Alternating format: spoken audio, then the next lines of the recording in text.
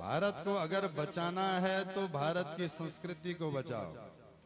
भारत को अगर बचाना है तो भारत के संस्कारों को बचाओ। भारत को अगर बचाना है तो हिंदुत्व को बचाओ। भारत को अगर बचाना है तो सनातन को बचाओ।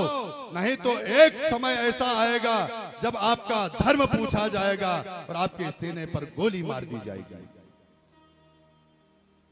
कल की घटना है, जम्मू कश्मीर के पुलवामा में पहले धर्म पूछा गया, हिंदू धर्म के हो तो गोली मार दी साहब। 26 लोगों को, 26 लोगों को निरपराध थे।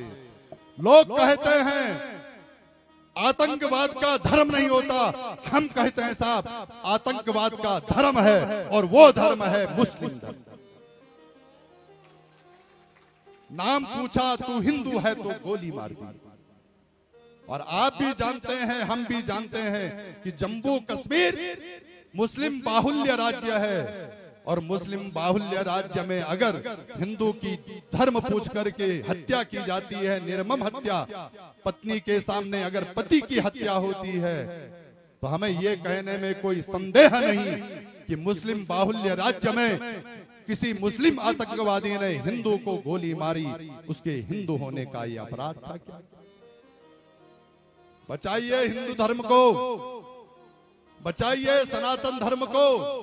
हम लड़ रहे हैं जाति के लिए। तू ठाकुर है, तू बढ़िया है, तू ब्राह्मण है, मैं राजपूत हूं, मैं शूद्र हूं, मैं ये हूं, मैं वो हूं।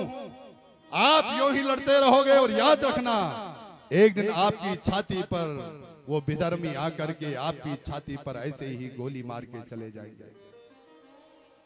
निवेदन है मेरे भाइयों व्यासपीठ से, जातियों के लिए मत लड़ो।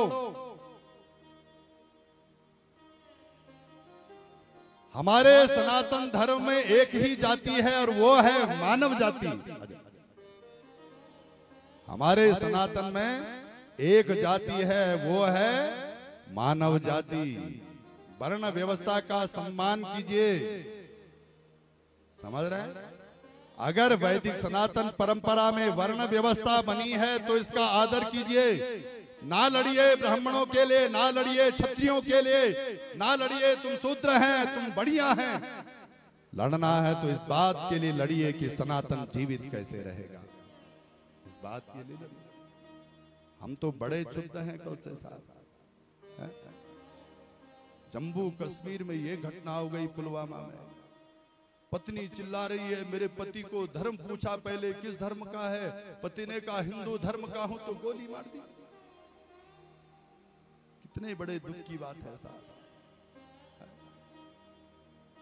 कितने दुख की बात है। और हम समझ नहीं रहे हैं एक दिन ये सब आपके गांव में भी होने वाला है।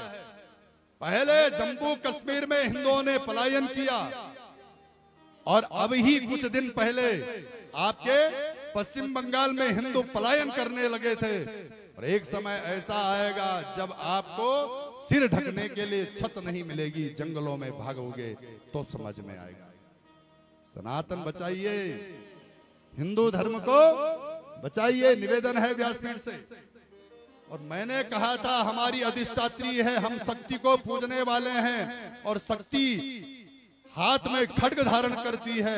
प्रत्येक सनातनी का ये दायित्व है, कर्तव्य है। शक्ति की आराधक हो, शक्ति की आराधना करते हो तो प्रत्येक घर में एक खड्ग होना चाहिए, एक तलवार होनी चाहिए। और अब तो ये समय आया है कि एक खड्ग एक तलवार से काम नहीं चलेगा। घर में जितने सदस्य हैं उतनी तलवार रखिए घरों में, कब जरूरत पड़ जाए, कब जरूरत पड़ जाए। हाँ, कायर बनने से नहीं होगा, अपनी सुरक्षा स्वयं करनी पड़ेगी तो सनातन बचेगा। अपनी सुरक्षा स्वयं करोगे तो हिंदुत्व बचेगा। जातियां तो तब बचेंगी ना जब हिंदुत्व बचेगा, और नहीं तो दूर नहीं ये समय साहब मनोज जी, आने वाले 15-20 सालों में आपको न चाहते हुए भी दूसरे धर्म को अपनाना पड़ेगा। आपके पास कोई रास्ता नहीं बचेगा। समझ रहे हैं? हाँ, पाकिस्तान में जाइए, हिंदू की क्या दशा है। हाँ, वही दशा होगी यहाँ। बाहुल्य देश हो जाएगा मुस्लिमों का जिस दिन। सावधान रहो। भागवत कह रही है सनातन बचाना है तो मानवता बचानी है तो सनातन को बचाओ। समझ रहे हैं? मानवता बचानी है तो हिंदू धर्म को बचाओ। मानवता बचानी है तो अपनी संस्कृति को बचाओ। मानवता बचानी है तो संस्कारों को बचाओ। और मानवता बचानी है तो कन्या को बचाओ, स्त्रियों को बचाओ। नारी का सम्मान करो, बेटी को जन्म दो।